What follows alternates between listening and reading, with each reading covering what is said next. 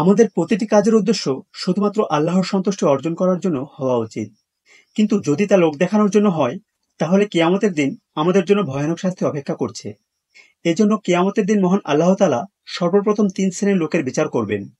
হযরত আবু হুরায়রা রাদিয়াল্লাহু তাআলা আনহু থেকে বর্ণিত, তিনি রাসূল সাল্লাল্লাহু আলাইহি ওয়াসাল্লামের কাছে নিচের ঘটনাটি শুনেছেন। কিয়ামতের দিন সর্বপ্রথম যার বিচার হবে, সে হচ্ছে একজন শহীদ। যখন তাকে আল্লাহর দরবারে হাজির করা হবে, তখন মহান আল্লাহ তাআলা তাকে তার দেওয়া সকল নিয়ামতের কথা স্মরণ করিয়ে দিবেন। সেও তা স্মরণ করবে। এরপর মহান আল্লাহ বলবেন, এত নিয়ামতের বিনিময়ে তুমি কি আমল করে এসেছো বলো। সে বলবে, আমি আপনার সন্তুষ্টির জন্য যুদ্ধে অংশগ্রহণ করেছি এবং শেষ পর্যন্ত আমি শহীদ হয়েছি। তখন মহান আল্লাহ তাআলা বলবেন, তুমি মিথ্যা বলছো। তুমি আসলে এই জন্য যুদ্ধ করেছো যেন লোকেরা তোমাকে বীর বলে। এরপর মহান আল্লাহ তাআলা ফেরেশতাদের আদেশ করবেন, তাকে উপর করে ছেঁচড়িয়ে নিয়ে যাও এবং জাহান্নামে নিক্ষেপ করো। তারপর দ্বিতীয় লোক হবে সেই ব্যক্তি যে দ্বীনের শিক্ষা গ্রহণ করেছে, অন্যদের মাঝেও তা ছড়িয়ে দিয়েছে এবং মহান আল্লাহর পবিত্র কোরআনও পড়েছে।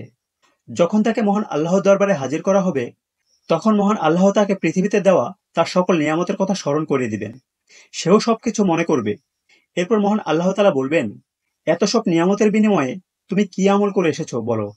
সে বলবে, আমি দ্বীনের শিক্ষা অর্জন করেছি, অন্যদেরকেও তা দিয়েছি এবং শুধুমাত্র আপনার সন্তুষ্টির জন্য পবিত্র কোরআন পড়েছি। মহান আল্লাহ তাআলা বলবেন, তুমি মিথ্যা বলছো। তুমি তো এই উদ্দেশ্য দ্বীনের জ্ঞান অর্জন করেছো যেন লোকেরা তোমাকে একজন আলেম বলে। তারপর এই উদ্দেশ্য পবিত্র কোরআন তিলাওয়াত করেছিলে যেন লোকেরা তোমাকে বলে সে একজন কারি। এরপর মহান আল্লাহ তাআলা আবারও ফেরেশতাদের আদেশ করবেন এবং তাকে উপর করে ছেঁচড়িয়ে নিয়ে গিয়ে জাহান্নামে নিক্ষেপ করা হবে। তারপর তৃতীয় হবে সেই ব্যক্তি যাকে মহান আল্লাহ তাআলা সচ্ছলতা এবং সর্ববিধ সম্পদ দান করেছেন। তখন তাকেও আল্লাহর দরবারে হাজির করা হবে এবং তাকে তার দেওয়া সকল নিয়ামতের কথা স্মরণ করিয়ে দিবেন। সেও তা স্মরণ করবে।